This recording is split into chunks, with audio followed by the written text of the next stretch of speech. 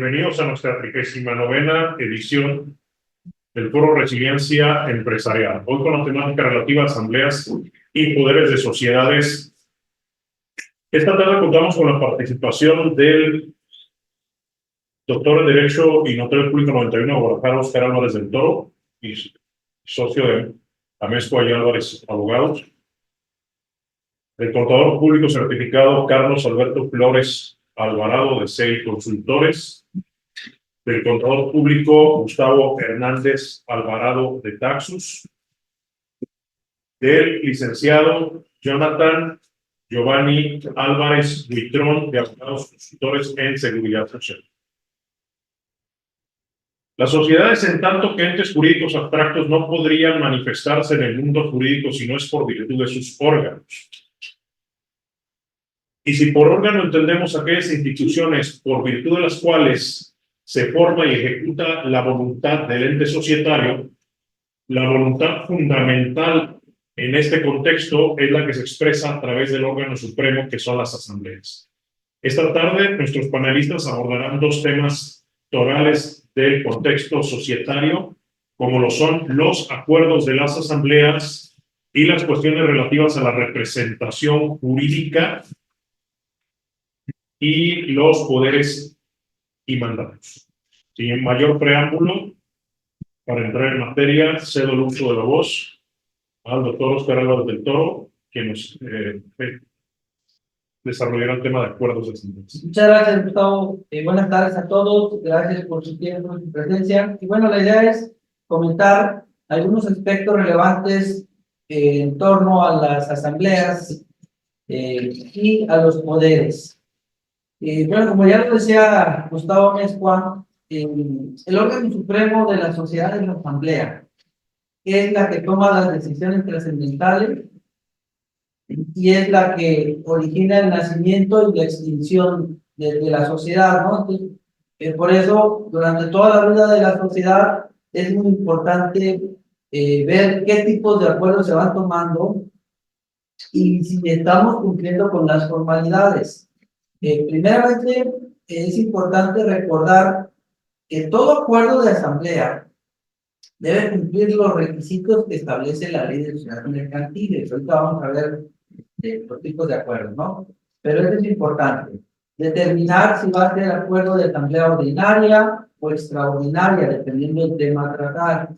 Cumplir con los quórums establecidos de instalación y de resolución de acuerdos, los establecidos en los estatutos, y si no hubo en los estatutos, nos tenemos que ir a la ley. Pero hay ocasiones en las que en los estatutos establecen quórums distintos, ¿sí? Y un tema que ahorita vamos a comentar también es las publicaciones de las convocatorias. Las convocatorias deben de existir, se deben de publicar, ahorita vamos a ver en qué medios se tienen que publicar para que todos estos acuerdos de asamblea sean válidos, ¿no? Bueno, y uno de los que han llamado mucho la atención y cobra mucha relevancia por la reforma fiscal laboral que hubo hace 2 años, es el referente al objeto social, ¿sí? En el objeto social de las sociedades se vuelve importantísimo determinar cuál es la actividad principal de este ente, porque en ocasiones nos descuidamos y la persona moral puede tener un sinnúmero de actividades cuando realmente realiza una sola. Pero hay consecuencias fiscales, porque si tiene un objeto muy amplio e incluso llega a contratar servicios que están comprendidos en su objeto social, pues va a tener problemas fiscales y laborales, ¿no? Y uno de esos problemas pues va a ser que todos los gastos que hagan no van a ser deducibles y el IVA no se va a poder acreditar, ¿sí? Y en relación con esto, quisiera pedirle su opinión a Carlos Flores respecto al tema de la modificación de la objeto social. Bueno, como bien dices, viene esto enfocado por la reforma del 23 de abril del 2021, la reforma laboral, que tuvo su injerencia en reformas a diversas leyes, la ley del Seguro Social, la ley del Infonavit, el Código Fiscal de la Federación, la ley del impuesto a la renta y la ley del impuesto al valor agregado.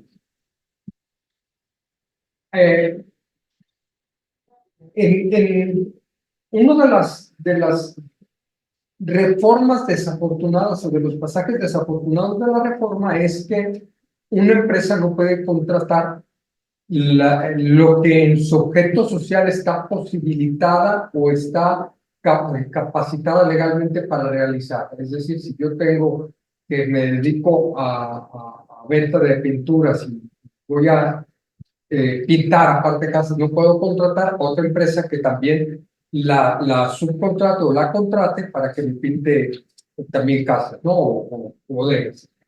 Entonces, el acotar, fíjate, el acotar el efecto social para poner exclusivamente a lo que me dedico es lo ideal, pero eso como el objeto principal de la cual obtiene sus ingresos la entidad. Adicionalmente, tienes que poner una serie de cláusulas que nosotros aquí en la notaría hemos instrumentado objetos sociales en fases para poder cubrir todas las actividades por las cuales obtiene ingresos una compañía, no ponerle lo que voy a hacer, lo que pudiera hacer, lo que me gustaría hacer, sino nada más lo que hago por lo que tengo ingresos, compararlo con los ingresos facturados, compararlo con los ingresos preponderantes, que es el 50 más 1 en facturación, y luego poner una serie de cláusulas de actividades inherentes y actividades instrumentales para poder completar la actividad legal de una compañía. Entonces, fíjate, tengo que cuidar por el lado de que no se me dupliquen gastos a los cuales yo me dedico y luego que se protejan deducciones que pretendo realizar en la operación normal de leyes. Eso es lo que tengo que ayudar con la reforma del derecho. Bien, Carlos, y ese punto es muy relevante, ¿no? Hay muchas empresas que actualmente no han modificado su objeto social y es importante analizarlo para evitar consecuencias futuras.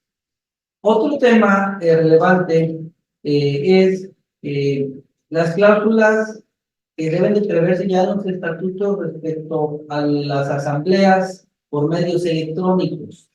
Ya fue reformada la Ley General de Sociedades Mercantiles en octubre del año pasado y se incorporó la posibilidad de celebrar asambleas por medios electrónicos, es decir, a distancia.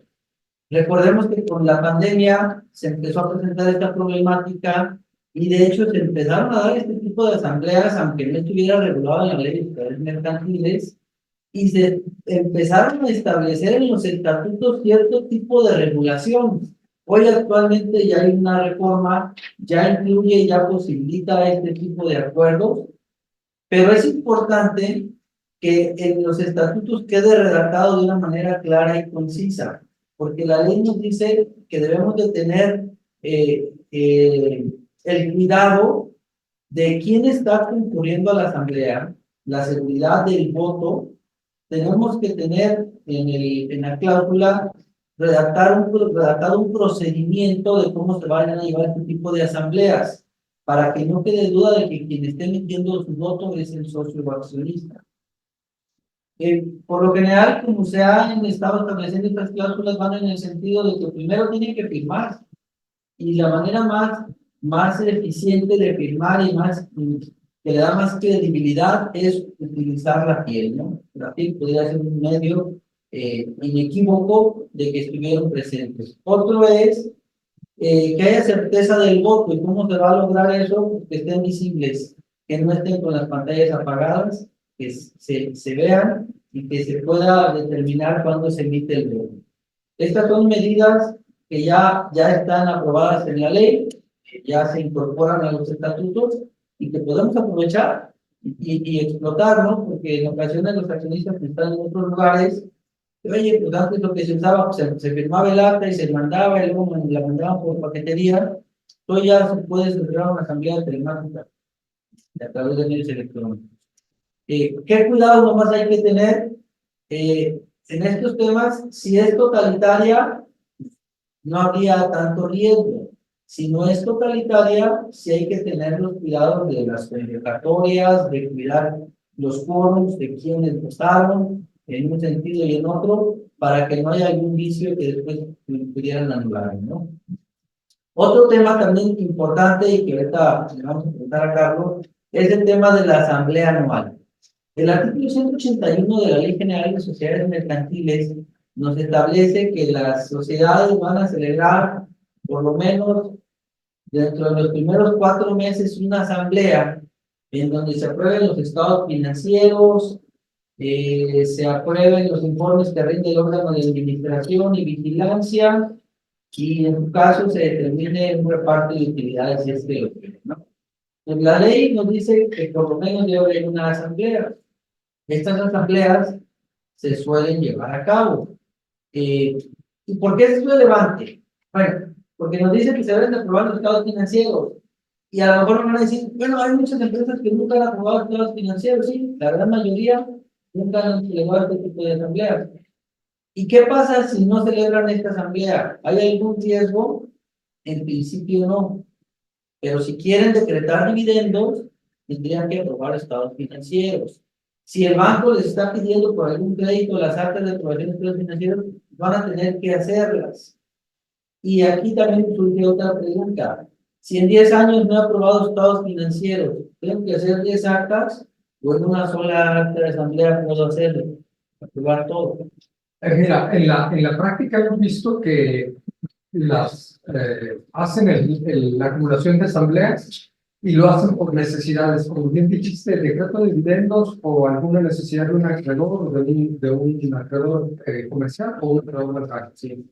Pero te aprueban, mediante esta asamblea se aprueban los resultados de los ejercicios de los últimos 10 años, del 2010 al 2012 al 2022, y aprueban dejando. No aprueban estados financieros realmente, dicen que les entregan una copia de los estados financieros a los socios, muchas veces no es cierto, nada más es como de relleno. Y luego están desfasadas también muchas veces los números, porque cuando pruebas, como son los primeros 4 meses, la declaración del ejercicio te presenta el 31 de marzo, bueno, es la fecha que debería presentarse.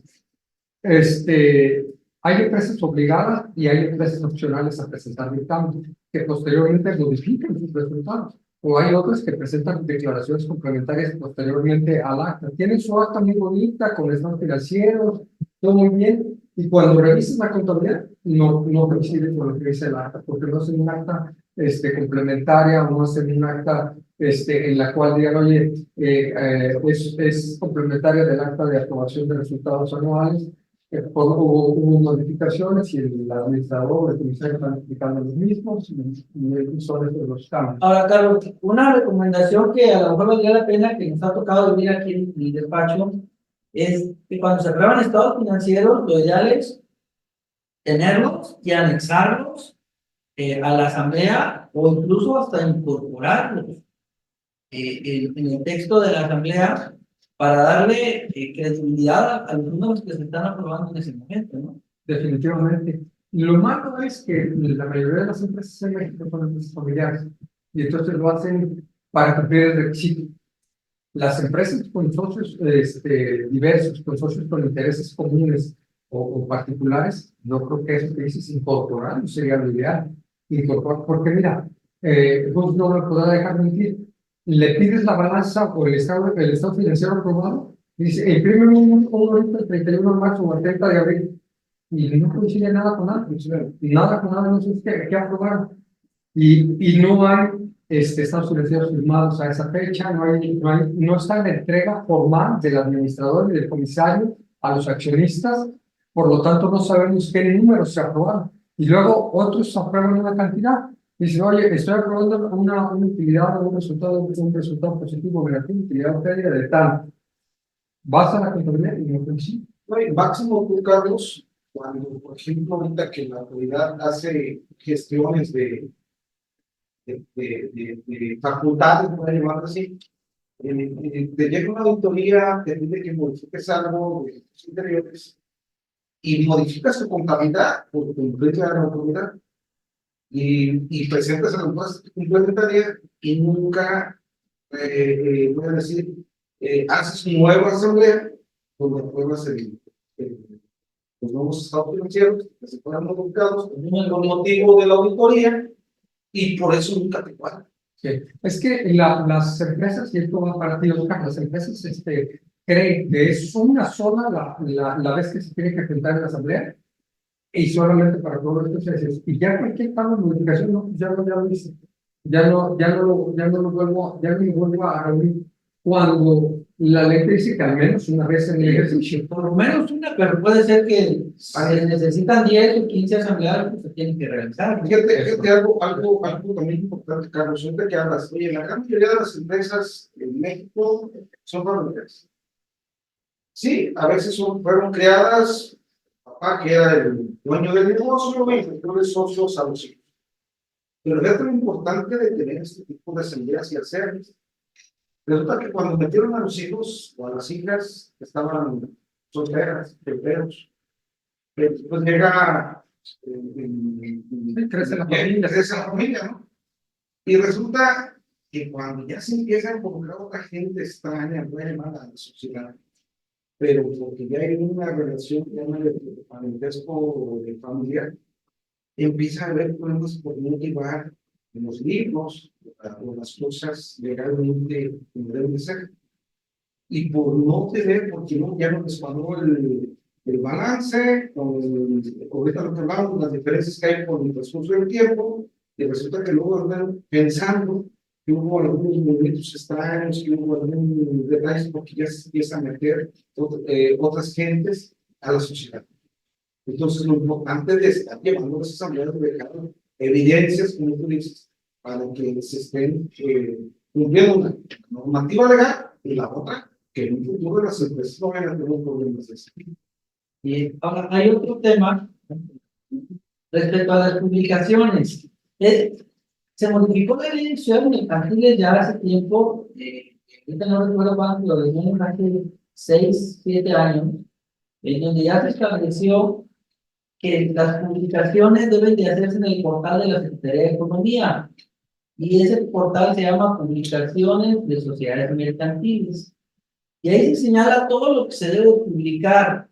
Y actualmente la mayoría de las empresas siguen sin hacer este tipo de publicaciones. Lo más que hacen, porque ya se lo señala la ley, son las convocatorias. Se tienen que publicar, ¿no? Ahí en el portal. Pero hay un sinnúmero de operaciones de actos que nos dice la ley que se deben de publicar y en la práctica no lo hacemos. Ahorita vamos a señalar algunos de ellos que señala la ley. Uno es, bueno, las reducciones de capital por reembolso o liberaciones concedidas a los socios deben de hacerse la publicación. Cuando hay cambio de accionistas, que hacen el registro en el libro de acciones, debe hacerse la publicación en el portal. Las convocatorias que ya señalamos tienen que hacerse en este portal. Los acuerdos de fusión y escisión, los balances, tienen que publicarse. ¿Por qué se publican?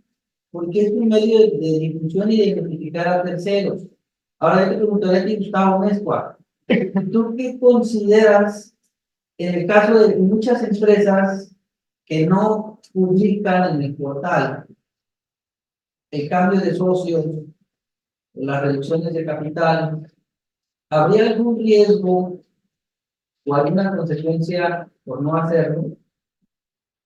Supongamos que el acuerdo se tomó y el acta está inscrita en el registro público de comercio, pero no cumpliste con esta formalidad de hacer esta publicación en el portal de la Secretaría de Economía. Bueno, realmente es una formalidad, podríamos hacerlo hasta cierto punto redundante, no sobreabundante, porque la publicidad que implica las inscripciones registrales, el registro público de comercio ya de suyo implica un acto que les dota de fecha cierta, de acuerdo a los cánones que han establecido los tribunales. Entonces, es un punto discutible, pero yo creo que sería sobreabundante. Sí, sobre todo porque si ya está inscrito en el registro público de comercio, está toda la información. Entonces, sería, como dices tú, sobreabundante, ¿no? Pero son exigencias que señala la ley y que lo más recomendable es cumplirlas, ¿no? En realidad no tienen sanción en la ley penal de sociedades mercantiles, ¿verdad? No. Y como bien dice Gustavo, con el protocolo en ordinario. Muchas veces hasta con el rechazo de la inscripción en el registro público, que metes un acta que no es inscribible, ¿verdad? O no, sí, que no es inscribible, te rechaza el registro público, te dice, oye, este documento no puede ser escrito Es un sujeto porque no es una prescripción. Eso te ayuda a dar fecha cierta. Por ejemplo, mencionabas los cambios de socios. Los cambios de socios es importantísimo porque sí hay un aviso que se tiene que presentar en el Secretaría del SENA, ¿verdad? Hay un aplicativo para presentar los cambios de socios. Y por ejemplo, tienes que anexar el último documento protocolizado, el inscrito, pues, el último documento. Entonces tienes que buscar la forma de inscribir el cambio de socios, porque muchas veces son actas que no se requieren suscribir. Cuando son aumentos al variable, lo recomendable aquí es otorgar el poder. Si otorgas el poder, automáticamente te la tienes que registrar. Es correcto. O ratificar al órgano de administración. Ya se inscribe y ya no tiene ningún problema. En cuanto a lo que dices que si es el tema de es importante de sociedades mercantiles de la Secretaría de Economía, fíjate cómo las propias leyes a veces nos llevan a cumplir doblemente una misma obligación, de una forma duplicada, si es que por eso lo que decía Gustavo, de que es redundante, pero tiene su razón de qué, ¿no? Porque se supone que las sociedades mercantiles están reguladas por una ley federal, y resulta que el registro de comercio está regulado por una ley estatal. Bueno, se regula por una ley estatal, pero el comercio es federal. Es federal. Entonces hay un programa. A eso se lo refiero. Y por eso te dicen, oye, regístramelo acá en este aplicativo de la Secretaría de Economía, y por otro lado, tenemos la obligación de registro público de comercio. Sí, lo importante es quedarnos con eso. O sea, ya hay obligación y hay que cumplir. Ahora, es importante de conocer este portal, como lo que decía Carlos. En ciertos documentos nos puede dar fecha cierta y más con este tema pensar que a veces en muchos documentos y sobre todo corporativos te pide fecha cierta. Sí, son elementos que nos pueden ayudar. Oye, pero también está publicado en el portal de la Secretaría de Economía con tal fecha, mira, lo inscribimos y se acompaña como prueba si la autoridad llegara a cuestionar algún tema, ¿no? Bueno, dice la convocatoria. Ahora, hay asambleas en que la reunión es totalitaria y no se requiere una convocatoria. En ese caso no se tendría que publicar nada. No es necesario. Cuando son totalitarias, la ley te dice que no es necesario la convocatoria. Cuando no son totalitarias, sí necesitan convocatoria. Y vamos a otro tema de las sociedades civiles. En las sociedades civiles pasa algo peculiar que es importante comentarles aquí. Como todos sabemos, las sociedades civiles tienen solo capital, no tienen capital fijo y variable, es un capital fijo, no tiene la modalidad de variable. Y en ocasiones resulta que nos encontramos con aumento de capital o con cambio de socios cuyas actas nunca se protocolizan y deben de protocolizarse e inscribirse en el registro, porque si no ocurre eso, y a lo mejor hubo 3, 4 cambios de socios y no registraron los cambios anteriores, el registro público no les va a aceptar el registro de la última acta. Entonces, sí es importante tener presente esto. En sociedades civiles, cualquier aumento y disminución de capital debe de inscribirse y cualquier cambio de socio. Es un requisito. ¿Sí? A diferencia de las sociedades mercantiles, el cambio de socios no se debe de inscribir. En las sociedades civiles sí. ¿Y cuál es la razón? Porque son sociedades de personas, no de capital. Es un requisito. Sobre todo aquellas sociedades civiles, Oscar, que están en el título 2, personas morales del régimen general, que pueden distribuir anticipos a cuenta de remanentes, y pueden, aunque estén en el reciclo, pueden, nomás que una pero la parte de la tutelada por el Código Civil lo pueden hacer, pueden distribuir anticipos a cuenta de remanentes los dos, nomás que las sociedades civiles que están en el recibo no pueden deducir esos anticipos de contabilidad. ¿Por qué? Porque no están listados en el artículo de las deducciones. Nada más por eso. ¿Va? Pero las demás sociedades civiles que están en el artículo 2 sí pueden. Entonces, pondrían en riesgo los anticipos de contra de utilidades pagados a socios industriales. Si no los registran, o cuál es tu opinión al respecto. Sí, mira, en el caso de la sociedad se van a manejar anticipos, van a hacer pago a varios socios o asociados. Lo más recomendable es que exista el acta de la asamblea del SAE, porque con un cuestionamiento del SAT tenemos el tema de, oye, fecha cierta, la materialidad, pues se tiene que acreditar, pero con eso estaríamos del otro lado, porque si no tenemos el acta utilizada ni inscrita, ¿por qué está diciendo la autoridad? Lo acabas de hacer ahorita y Cubrirías también por el tema del seguro, ¿no? Pues el seguro también te dice, oye, no te hagas, Es trabajador. es trabajador. En cambio, con el acta de incorporación de nuevos socios, o en su caso, la salida de La exclusión en su caso, ¿no? exacto, de alguna manera tienes un elemento para demostrar, no nomás el fisco, sino también al SAT, digo al IMSS, ¿no? En cuanto a que estás comprobando que no son como tal trabajadores, que tendríamos, el tema de trabajadores tiene otros requisitos, pero cuando menos tienes un elemento. Ahora, similar en las sociedades mercantiles, en los consejos, los comisarios, los representantes, cuando les pagas anticipos a cuenta sí, debe haber honorarios son miembros del consejo, ¿no? de esté nombrado e incluso está aprobado. Es correcto, ¿no? Oye, perdón, tú, Oscar, tu opinión.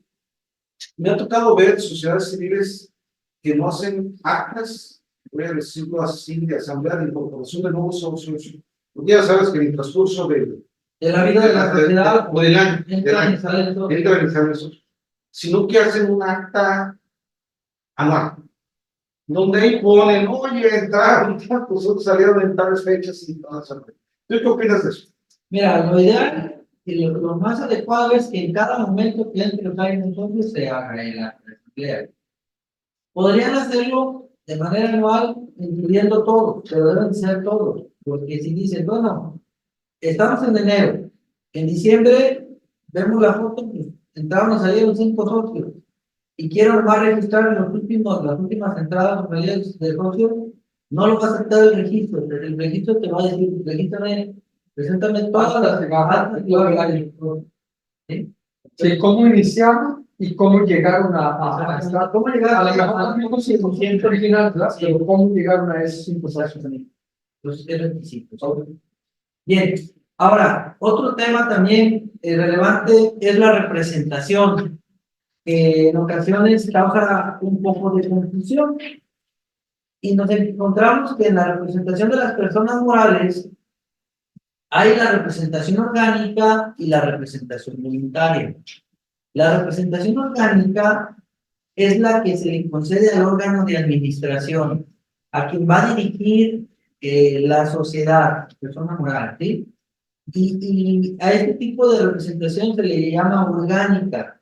Se otorga a través del acta constitutiva o a través de un acuerdo de asamblea. Es la forma como se va a otorgar. Y se denominan órganos de administración. Puede ser un miembro colegiado. Un miembro puede ser administrador único o colegiado consejo de administración. ¿Y qué facultades va a tener? Es una característica bien importante. El órgano de administración, en principio, va a tener todas las facultades necesarias e inherentes para dirigir y administrar correctamente la sociedad, salvo que se le limiten. Si se le limita, que a veces se puede hacer, se limitan las facultades del órgano de administración, pues no va a poder hacer lo que se limite. Pero si no hay limitación, en principio puede hacer todo. Y es entendible, porque usted es quien va a dirigir y manejar la sociedad, ¿no? Y ya, ese es por un lado la representación orgánica. Ahora, la representación voluntaria es cuando se otorga un poder, una representación a alguien en particular, ¿sí? Yo le otorgo sociedad, le otorgo un poder a Carlos Flores, a Gustavo Hernández, a Jonathan. Entonces, ese poder se va a otorgar a través de un acta de asamblea o como un acto de apoderamiento ante notario en donde el administrador o un apoderado otorgue ese poder. Y ese poder se llama voluntario, a diferencia de la representación orgánica, porque aquí se le otorga ese poder a una persona determinada para ejercer determinadas actividades. Y ahí se tiene que especificar cuáles actividades va a desarrollar. No se puede decir todas las facultades, no, debe de ser claro. Y si no tiene una facultad de manera clara, no la va a poder ejercer. A lo mejor dijiste, oye, le otorgo poder para actos de dominio. Y tú pensaste que el que puede lo más puede lo menos. Y se te olvidó otorgarle facultades para pleitos y cobranzas. Y quieres que con ese poder para actos de dominio presente una demanda en representación tuya. No va a poder, porque no está expresamente conferida esta facultad. El administrador sí podría hacerlo. El apoderado, voluntario, no. Tiene que ser expresa esa facultad. Ahora, en los dos casos hemos visto en las actas, por ejemplo, la de el administrador general único o el Consejo de Administración en la Constitutiva, donde se transcriben todos los artículos que estamos aquí en Jalisco, del Código Civil de Jalisco, que 2564, que X, que Y, que Z. Y ahí vienen todos y detalladas todas las facultades. Imagínate una sin limitación alguna. Al administrador se le puede limitar los actos de dominio, por ejemplo. ¿Quién los ejercería si la empresa es administrada por un administrador general único, la asamblea? Mira, eso es importante, sí. Puede ser que se le limite al administrador los actos de dominio. Y si necesitan ejercer actos de dominio, se tendría que reunir la asamblea para otorgar un poder especial para eso. ¿O qué se suele hacer? En ocasiones hay apoderados adicionales al órgano de administración, porque a lo mejor el administrador no es el dueño, ¿sí? Pero los accionistas, ellos tienen poder en lo particular y ellos tienen facultades de dominio. Ellos podrían ejercer esa facultad de dominio como apoderados. Como asamblea. ¿Sí? O como apoderados. Como apoderados. Ya sea que la asamblea otorgue un poder, pues si ya les otorgaron a los accionistas un poder amplio, pueden ejercer. Esto es similar, tú, Oscar, tú, Carlos, como cuando es el órgano colegiado y te dicen, o se ha puesto en ciertas áreas, pero eso es lo que hay que tener cuidado porque luego podemos dejar inoperativo a la empresa, ¿no? Donde dicen, oye, para ciertas facultades deben ser firmas mancomunadas y para ciertas facultades firmas indistintas, ¿no? Sí, lo general, por regla general, facultades de dominio en ocasiones se hacen mancomunadas. Todo lo demás no, porque es operativo. Te va a frenar Eso me refiero la sí. Como es operativo, no es recomendable, es algo que sean actos ya de dominio, y si no, ahí sí, 2 firmas. Incluso nos ha tocado el caso que sean 3 o 4 firmas. No tiene nada, ¿sí? Puede establecer. Por ejemplo, en facultad de dominio me han preguntado, oye, el administrador general único no las tiene las facultades de dominio, las tiene 3 socios, el colegiado, se les otorgó como un poder voluntario, Sí. ¿no? Pero el administrador completamente bienes. Es que depende el objeto social de la sociedad. Si es una inmobiliaria que se dedica a comprar y vender terrenos, es parte de su actividad y es un acto de administración, ¿no? ¿Sí? Si va a comprar un bien distinto, pues sí tendría que tener facultades de dominio. Eso es importante, porque fíjate que muchos cuando les hablas de actos de dominio, piensan mi casa, mi terreno, un inmueble, un local, pero nada más piensan en cuestión inmobiliaria, en cuestión de tierra. En activos. No, pero activos inmuebles. Inmuebles.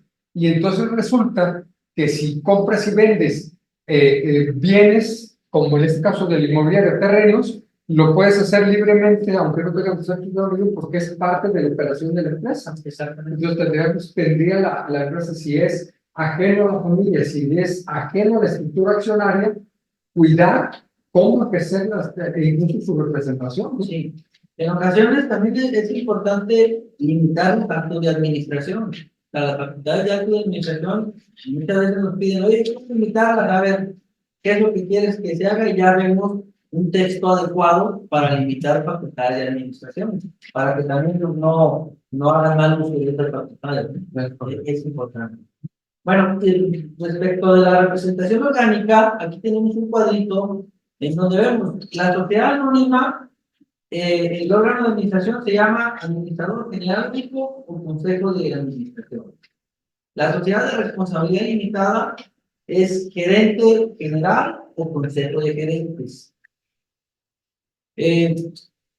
La sociedad anónima, aquí hay que distinguir. La sociedad anónima puede tener y debe tener el administrador, pero puede establecer un órgano adicional que son gerentes.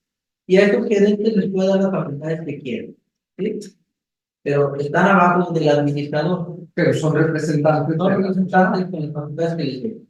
La sociedad de responsabilidad limitada, el órgano de administración se llama gerente o consejo de gerentes. La SAPI tiene que tener conjuntamente un consejo de administración. La sociedad civil, un administrador único o un consejo de administración. Y uno que no está aquí, pero que en y se utiliza mucho, la sociedad de producción rural. Esa tiene que ser forzosamente consejo de administración y consejo de... Oye, Oscar, ahorita que hablando de esto del consejo de administración, de las denominaciones que se le debe dar al representante, fíjate que yo me he ocupado mucho en actas, que a muchos les dicen administrador general nada más. O sea, no le ponen la palabra único. Y a otros le ponen administrador general. Son errores que no te anulan el acta. Acá es una regla. ¿Qué implicación tendría? No te afecta en nada. Lo correcto es ponerlo completo, ¿no? Es bien hecho, correcto.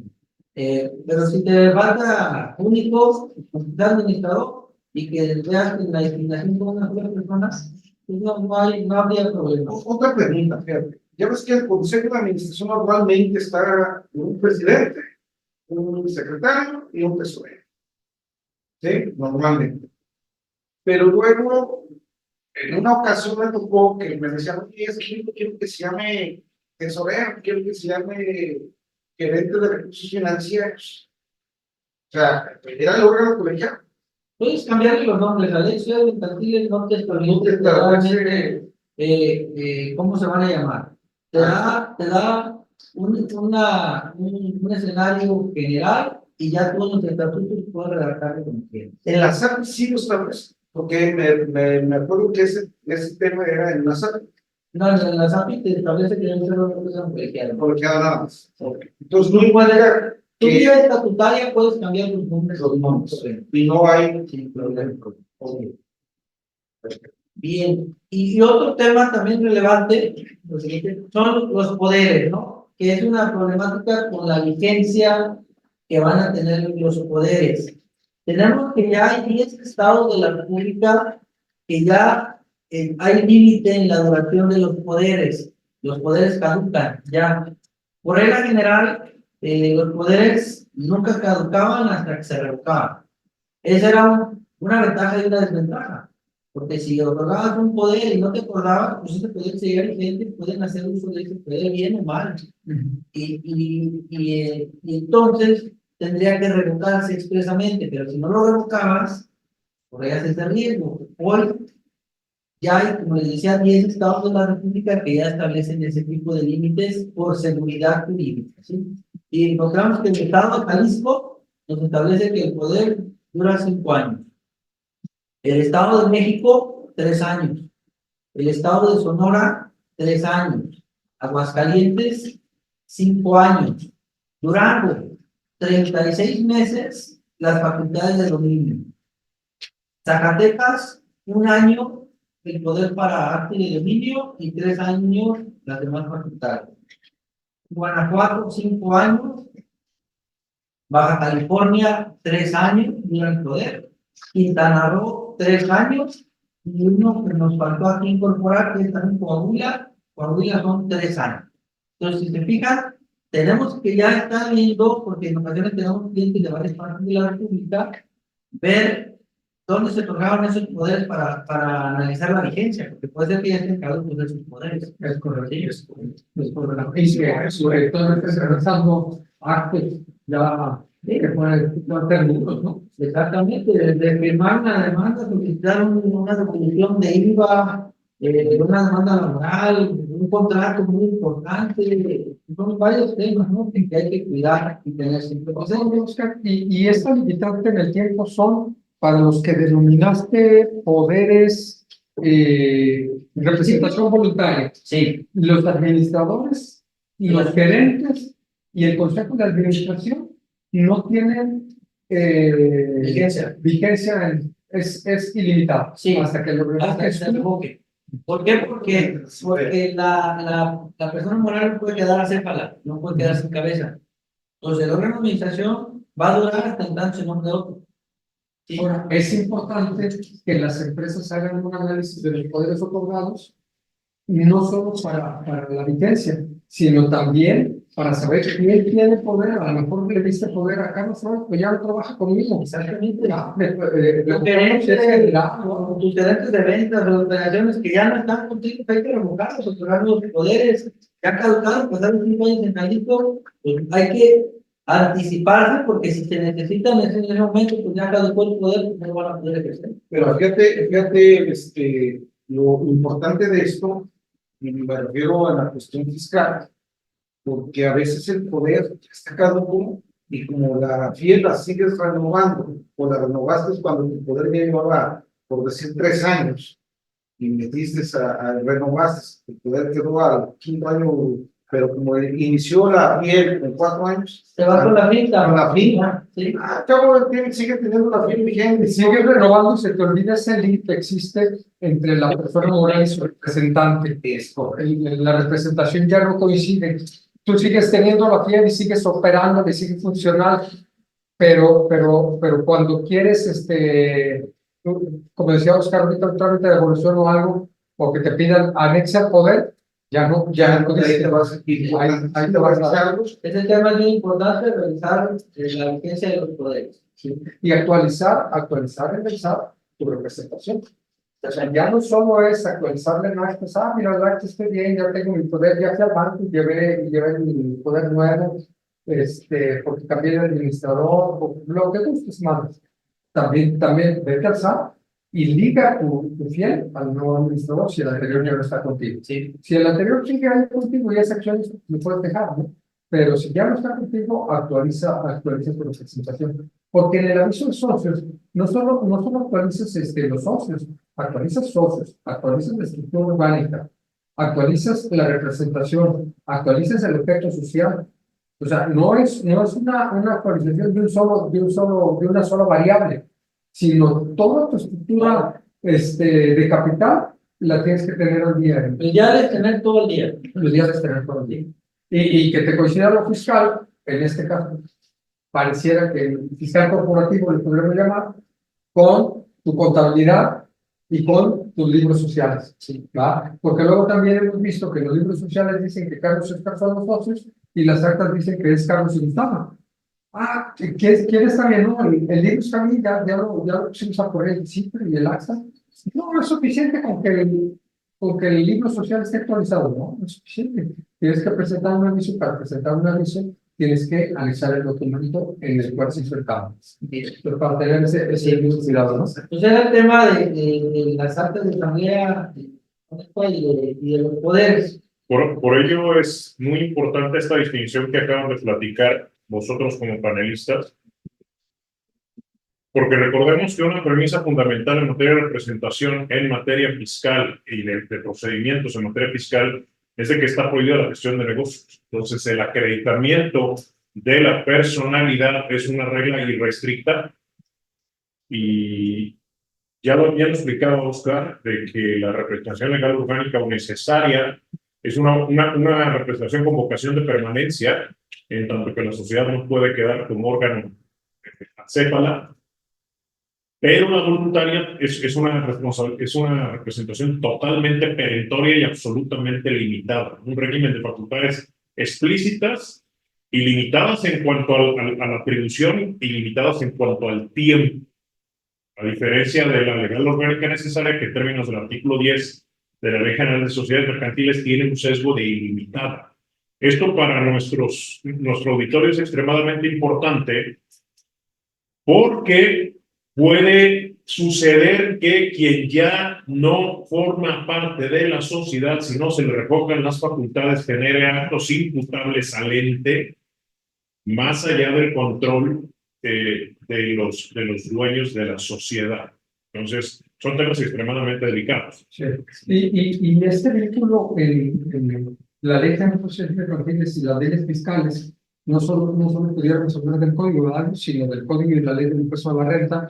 En esta mezcla de movimientos y de interacción entre los socios y su sociedad, aumentos de capital, aportaciones para futuros aumentos de capital, reducciones de capital, dividendos pagados, cómo tenemos que controlar y documentar e integrar expedientes tan robustos que parten de los documentos que tutela la Ley General de Sociedades Mercantiles y aterrizan con documentos financieros, vulgo llámese estados de cuenta, vulgo llámese avalúos, ¿verdad? Vulgo llámese opiniones de valor de ciertos activos fijos, o incluso ahora, como lo señala el artículo 30 del Código Fiscal de la Federación, esa especie de dictamen o de examen que tiene que hacer tu contador público de la existencia de los pasivos capitalizables. Así es. ¿Verdad? Entonces, origen, documentos, transferencias, estados de cuenta, actas, No, todo eso que que es es importantísimo. adicional por ejemplo, a los préstamos, ¿no? Entonces, fíjate. Fíjate que es muy lógico cuando la autoridad te llega en una revisión, ¿qué te pide? El préstamo, ¿no? A ver, el contrato. Si está firmado por quien es el representante legal, si está, o sea, todo la vinculación que tiene, ¿no? Es correcto. Es correcto. Bueno, en adición a esta temática principal que han comentado de forma excelente nuestros panelistas, como tema, tenemos dos temas coyunturales y para explicar el primero de ellos, que son las circunstancias relativas a la armonización del clima de grado de riesgo, cedemos el uso de la voz al señor licenciado Jonathan Giovanni, algo de Twitter. Muchas gracias, saludos a todos y un placer estar con ustedes. Bueno, es un tema amplio, bastante amplio, tratar de tratarlo al más conciso posible. Y cuando nos toca revisar este tipo de temas en un despacho, yo le digo a los patrones y a los clientes que respecto a las acciones de cumplimiento que tienen las empresas, algo primordial es la gestión de la firma de riesgo de trabajo. Obviamente, como fechas en las que estamos, 30 de enero de este año, estamos exactamente a tiempo para poder realizarlo. Primero, yo siempre cuando empiezo a realizar este tema le pregunto a los patrones, hay que identificar quiénes están obligados, quiénes están exentos, cuándo la prima va a aumentar y cuándo es la fecha límite para presentarlo. A la primera pregunta siempre, ¿quiénes están exentos? Todos los patrones. ¿Cuál es la obligación? ¿Cuál es el fundamento legal? Artículo 15 de la Ley de Seguro Social. Y lo me bajo particularmente cuándo está exento un patrón de presentar la declaración de la prima de riesgo. Son tres opciones. Cuando tienes menos de 10 trabajadores, ahorita voy a hacer una situación ahí importante, cuando tu prima es exactamente la misma que fue el año pasado y cuando no tuviste un periodo completo, es decir, cuando no tuviste del 1 de enero al 31 de diciembre, solo en situaciones. Pero hay que valorarlo porque, por ejemplo, cuando tienes menos de 10 trabajadores y no tienes la obligación para hacer la declaración, tienes que considerarlo. Prima baja, tienes que darte la media de la clase, entonces es algo que tienes que considerarlo. Otra situación importante es cómo hacer mi declaración de prima de riesgo. ¿Qué debo de considerar? ¿Qué elementos son los importantes para poder hacerlo? Yo lo considero en tres pilares fundamentales, obviamente hay muchos más. Lo primero que le digo al cliente, ¿sabes qué? Revisa primero en el portal del ITSE, tu relación de casos terminados. Saca toda la relación, que es la información con la que cuenta el Seguro Social. Segundo, ve a tu sistema único de determinación y saca tu relación de riesgos terminados. Posteriormente, vete al papel, al tema físico. ¿Cuántos los famosos formatos ST, cuestión de enfermedades de riesgo, que tengan que ver únicamente con riesgos de trabajo, con el trayecto, y los empiezo a empatar? Es muy común que en ocasiones tengo formatos ST, pero no están capturados en ITSE, o viceversa. Tengo un riesgo que aparece en ITSE, pero no lo tengo capturado en SUA. Lo que siempre es recomendable es, si es un riesgo de trabajo, que yo revisé el formato, y aparece en el Seguro Social, ingréselo y hagan los cálculos. ¿Por qué? Porque eso nos va a evitar posteriormente una cuestión de algún contratiempo que pueda surgir y pues te puede generar algo que pudo haberse evitado, ¿no? Para el tema de los patrones. Otra cuestión importante, el tema de la declaración de las primas de riesgo, es considerar y revisar los formatos. En muchas ocasiones sucede que en el salud del trabajo no se clasificó de manera correcta el accidente o el riesgo, entonces es necesario solicitar al Seguro Social, no se publique o haga una manifestación respecto de esta situación, ¿no? Para no dejarlo al aire o abierto. Otra situación importante, hay que tener cuidado con la cuestión de las incapacidades. Cuando todavía no se han cerrado, hay que considerarlas únicamente en el SUA, si todavía no están cerradas, no existe el alta médica. ¿Sí? Hay que considerar siempre, cuando una enfermedad se cierra mediante el formato de la ST, se calcula para el ejercicio que va. ¿Qué otra cosa importante? Hay que tener mucho cuidado, la cuestión también de revisar esto correctamente clasificado, ¿sí? Porque obviamente ya revisé el tema del IPSE, del SUA, y hice mi declaración. ¿Para qué? Para evitar más multa y posteriores reclasificaciones, tema de la clase, o rectificación, tema del primo. Pero a veces, ahorita que tocamos el tema de los sujetos sociales, decía el contador Carlos, hay que revisar el sujeto social, porque tenemos a veces una decena o 20 actividades que tenemos en el objeto social y la autoridad se empieza a identificar. Hay que tener cuidado también con los conceptos de facturación, porque a veces estamos facturando actividades que son más riesgosas a las que realmente hacemos. A veces hasta por tema de redacción, a veces hasta por el tema de los conceptos que vienen en el sistema del SAT para hacerlo. Todo esto para evitar que contratiempos y problemas futuros. Y además para evitar que otro tema muy importante que viene más adelante, la cuestión de las cartas de invitación. Esto ha habido un aumento en la cuestión de, ¿cómo se dice? Derivado de esto, lo quería comentar porque en fechas recientes ha habido un aumento considerable, bastante considerable, en la emisión de cartas de invitación a los patrones, particularmente por el tema de riesgos de trabajo. Están disparando automáticamente la autoridad esta invitación, inclusive solicitando o dando términos y plazos de 5 o 6 días para que el representante legal acuda a la subdelegación y que le expliquen si supuestamente está o no correctamente clasificado. Y en ocasiones inclusive solicitando información. Ojo con este tema, ¿por qué?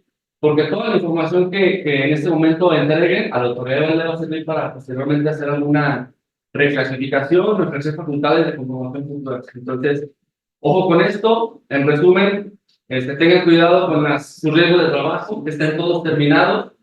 Revisen en el portal del IMSS la relación de casos terminados, en el SUA lo que ustedes capturaron, sus formatos físicos, empátenlos y hagan su declaración. Eviten multas, eviten la rectificación y mucho ojo con el tema de las cartas de invitación. Si les llegan, revisen si están correctamente clasificados. Gracias, Jonathan. Tenemos una pregunta. Si se venció el mandato por el tiempo y el mandatario inicia una denuncia penal o civil, además de perder el juicio, ¿adquiere alguna responsabilidad? Bueno, salvo la mejor opinión de ustedes, esta pregunta implica varias connotaciones. Primero, en el ámbito penal, que sería propiamente una denuncia, habría que distinguir si es un delito de querella de parte, en el que sí tendría relevancia el tema del poder o mandato, porque solamente puede iniciar esa serie o la carpeta de investigación respectiva la persona idónea y tiene el derecho a la querella. Si no es un delito de querella, simplemente recordemos que las denuncias es un acto de puesta en conocimiento de hechos constitutivos de eventuales delitos. Entonces, no pudiera ser irrelevante esta circunstancia. En el orden civil, estaremos hablando de una demanda. Por la forma como está planteada la pregunta, parece que lo que están planteando, no me queda un poco claro, pero interpretemos, es que al momento preciso de presentar la demanda, ya se encontraba expirado el mandato, el poder o mandato, porque empieza con si se venció el mandato, ¿no? Eso querría decir que el ejercicio de la acción no es válido, porque no podríamos considerar que la acción se ejercería válidamente por un tercero y originaría, evidentemente, ahí sí estamos de acuerdo, seguramente a previo del juicio, porque estaría cantado el incidente de falta de personalidad y te van a bajar del ring con motivo de. Ahora, El tema de si adquiere alguna responsabilidad el apoderado o mandatario que realizó esa acción, tendría que ver con si lo realizó de mala fe o no lo realizó de mala fe, ¿no? Y de los eventuales daños y perjuicios que pudiera generar. Sí, y también aquí cobra relevancia qué pasa si con un poder iniciamos un juicio y a medio juicio el poder caduca. ¿Puedo continuar yo apoderado que inicié el juicio, todo el proceso? La ley nos dice que sí. Si iniciamos un procedimiento Válidamente. con ese poder que está vigente, si el asunto dura 5 años y caduca el poder, no obstante que caducó, podemos continuar. Porque la ley nos faculta que una vez iniciados un procedimiento o un trámite, podemos agotar. ¿Sí? Sí, porque es una instancia proyectiva el ejercicio de la acción válida en juicio al iniciarse, al incoarse, Sí. y además requería el famoso principio de indubio pro actionis, ¿no? En el sentido, en caso de duda debe resolverse la cuestión en el sentido más de la consecución de la instancia, ¿no? Que es una derivación incluso del principio de conservación del acto jurídico. Bueno, y para cerrar nuestro webinar tenemos un tema, el segundo tema y último tema coyuntural, que es la reclasificación o salida forzosa del régimen simplificado de confianza como consecuencia del incumplimiento de la imputación de incumplimiento de deberes formales decretada en resoluciones por parte del Servicio de Administración Tributaria. ¿Qué opinan nuestros panelistas sobre esto? Los escenarios que están planteados, por aquello que una imagen vale más que 1000 palabras, en los recuadros de la parte inferior son totalmente, es más, incluso válganme la expresión, brutalmente distintos. En uno tienes una alícuota del 2.50, una tasa, en el otro, la alícuota es la tasa correspondiente al estrato superior de la tarifa del 152 del impuesto a la renta, es decir, un horizonte de 34%, y te cambiaría de un horizonte de alrededor de 80 y tantos mil pesos en la magnitud de valor involucrada a un horizonte de más de alrededor de un millón de pesos o un poco más de un millón de pesos, ¿no? Ahora, aquí lo interesante, Óscar Álvarez del Toro, Carlos Alberto Flores Alvarado, Gustavo Hernández y Jonathan Álvarez, es la perspectiva de defensa. Sí, de hecho, se está dando ahorita, está habiendo muchas notificaciones por parte del SAT, en donde lo sacan ya del régimen de réxito por no haber presentado la declaración. Y la consecuencia, como bien lo señala Gustavo, o sea, es más de pagar 80,000 pesos a pagar 1,000,000 pesos, ¿no? Claro. Ya analizándolo, sí hay elementos de revisar. Ya se han concedido suspensiones. La aproximación sí es una resolución impugnable, porque es una de las cosas que se han planteado como duda, Se puede para pegar. fijar una situación jurídica. Exactamente. Ya hay tribunales que han dado suspensiones o han conocido medidas cautelares para el efecto de primero que pueda seguir tributando hasta que se resuelva el juicio, ¿no? En ese régimen. Que es el sentido de las medidas cautelares positivas, o sea, preservar la materia, la situación jurídica que es materia de juicio. Hasta el tanto se resuelve. Oye, es importante aclarar, Gus, que esta expulsión del régimen lo está haciendo la autoridad hasta el año pasado, pues este año no sé de caso, pero hasta el año pasado, a partir del 1 de enero del 2022. Es decir, no respetaban el hecho de que ya habías pasado un ejercicio fiscal con reglas claras, con aplicación de una ley, de un articulado de la ley del impuesto a la renta claro, en el cual cumplías todos los requisitos para estar y permanecer y cerrar tu ejercicio. Inicias el siguiente ejercicio, esto es 2023, y a mediados del camino dejas de cumplir obligaciones, que es lo más común de lo que sucedió. Dejan de presentar 3 o más declaraciones o no presentaron la declaración anual del ejercicio 2022 y lo sacan, pero desde el ejercicio anterior. Y esto más o menos en agosto del 2023, lo cual es brutalmente costoso. Aquí el detalle es, digo, a mí me han llegado ya 3 casos y efectivamente que apenas en octubre, en noviembre, octubre y incluso a principios de diciembre precisamente la pena los sacar. No es lógico que sí, hay que reconocer que los contribuyentes tenían, no, sobre todo fue la omisión de la legislación. Incumplieron, ¿no? Aquí la pregunta es esto, tú, Oscar, tú, tocayo. ¿A partir de cuándo o hasta qué fecha tienes para presentar, vamos, el medio de defensa? ¿Y cuál sería el medio de defensa? ¿El amparo directo al amparo o mediante un recurso de revocación o un recurso administrativo que pueda haber? ¿No? ¿Cuál sería el...? Bueno, hay dos vías. Una sería el juicio de nulidad, porque el recurso administrativo sería más para ganar tiempo que ahí no vas a ganar. Entonces, sería juicio de nulidad, después amparo directo, o irte a un amparo indirecto. ¿Sí? Sin embargo, tenemos que analizar correctamente para ver la vía idónea, cada caso en particular, y ver qué medidas cautelares vamos a solicitar. Pero podría ser un amparo indirecto o un juicio de nulidad. Sí, porque realmente el impacto es brutal, o sea, ¿qué fue lo que les vendió la autoridad? No tipos de deducciones. Cuando te cambia el régimen, te sacan tipos de deducciones. Bueno, Y además, aquí es cuando hay un régimen El diferente. detalle es que se van directo al ingreso, porque no tuviste deducción, y es abismal. Y luego no las podrías hacer aunque las tuvieras, porque están dirigidas a un régimen diferente. No, totalmente de acuerdo, pero la gente se confió. Ya, y ahora, ¿cuál es la invitación? Oye, realmente hay que estar cumpliendo. Pero los que ya tienen el problema de los ustedes como abogados es el decir, oye, hay una alternativa. Digo, igual, me entretengo bien, igual con la moneda en el aire, pero hay una alternativa que de alguna manera pudiera solventar esta gran problemática de impuestos, ¿no? A los dedos ya están así, ¿no?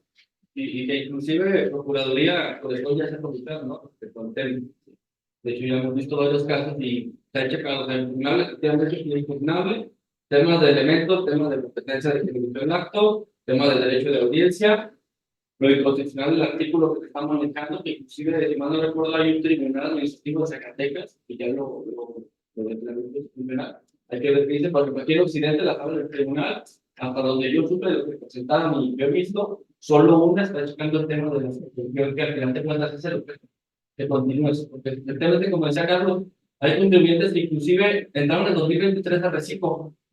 O sea, en 2022 no estaban, porque están dejando desde 2022, o sea, ni siquiera estado.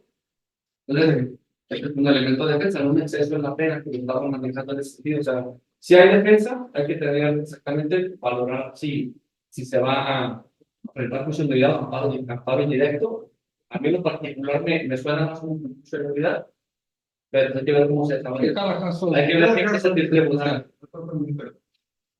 Pues surgió en la vida jurídica este régimen simplificado de confianza, algo que comentamos en estos espacios, fue que el nombre llamaba 20 años, ¿no? De simplificado de confianza, solamente tenía el nombre porque, si bien, si todo te funciona, tienes un paraíso fiscal, ese 2.50%, no menos cierto no es que tiene muchos candados y condicionantes y que hoy precisamente la autoridad se está tomando de esas imputaciones de incumplimiento de deberes formales para reclasificarte y sacarte de este régimen de reconducirte a lo que generalmente, ¿no? Con un nexo totalmente diferente. Tenemos una pregunta y vamos a conclusiones, panelistas. Con su venia, ¿qué debo de hacer? La empresa es una sociedad anónima de capital variable y son los accionistas, pero uno murió hace 5 años y así ha seguido operando la sociedad con un solo accionista. ¿Qué debo hacer?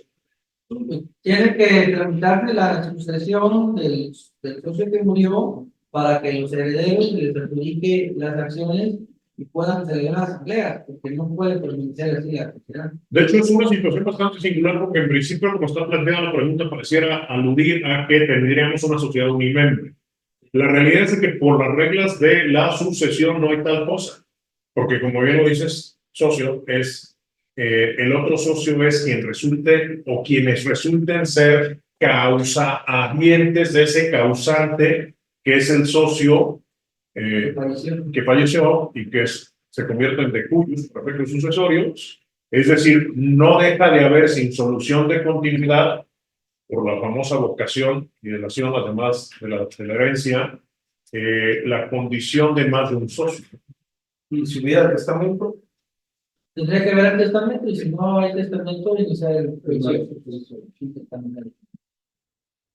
Bueno, y pasamos a conclusiones. Conclusiones, Gustavo Gómez Alvarado. pues la recomendación que siempre les hemos dado ante la duda, vayan o acérquense a los expertos. Es importante tener actualizado todo este tema corporativo de actos de asambleas para evitarse tanto problemas con el fisco como problemas futuros corporativamente, ¿no? Y bueno, pues, creo que aquí tenemos al notario para cualquier cosa, ¿no? Pero el rector.